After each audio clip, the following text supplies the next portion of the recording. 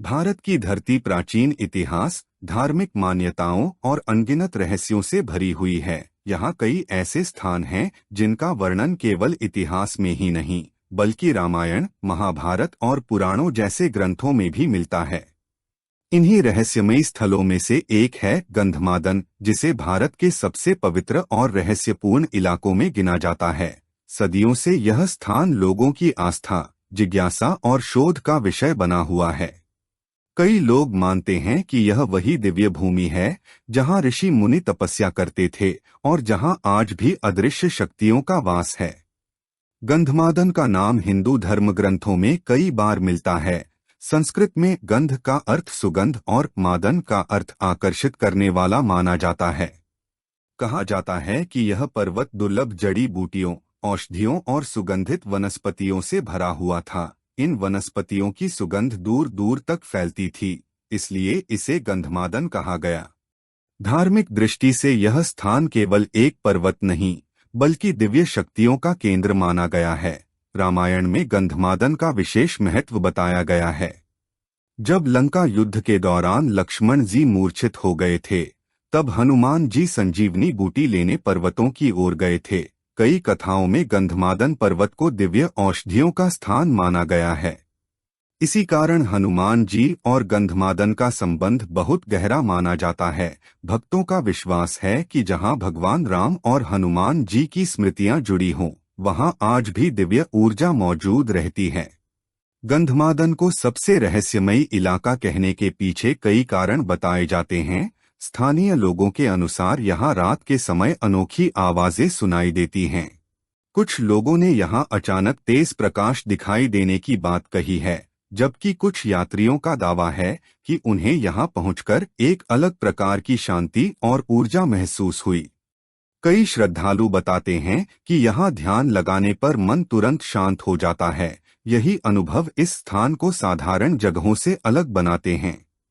इस क्षेत्र की प्राकृतिक सुंदरता भी इसके रहस्य को बढ़ा देती है। पहाड़ों की ऊंचाई, घने जंगल, शांत वातावरण, ठंडी हवाएं और दूर दूर तक फैला एकांत इसे किसी दिव्य लोक जैसा अनुभव कराते हैं। सुबह और शाम के समय जब धुंध पहाड़ों को ढक लेती है, तब यह स्थान और भी रहस्यमय दिखाई देता है। इसी वजह से यहाँ आने वाले लोग इसे केवल पर्यटन स्थल नहीं, बल्कि आध्यात्मिक अनुभव की भूमि मानते हैं। सबसे बड़ा प्रश्न यह है कि क्या हनुमान जी आज भी यहाँ जीवित रूप में मौजूद हैं? हिंदू मान्यता के अनुसार हनुमान जी चिरंजीवी हैं, यानी वे अमर हैं और कलयुग के अंत तक पृथ्वी पर रहेंगे। इसलिए करोड़ों भक्त मानते हैं कि हनुमान जी आज भी सूक्ष्म रूप में पृथ्वी पर विचरण करते हैं और भक्तों की रक्षा करते हैं। कई लोगों का विश्वास है कि गंधमादन जैसे पवित्र स्थलों पर उनकी उपस्थिति आज भी महसूस की जा सकती है। कुछ साधु संत और स्थानीय लोग दावा करते हैं कि सच्चे मन से पूजा करने वालों को यहाँ हनुमान जी के संकेत मिलते हैं। संकट में फंसे लोगों ने यहाँ प्रार्थना करके राहत मिलने की बातें भी कही हैं।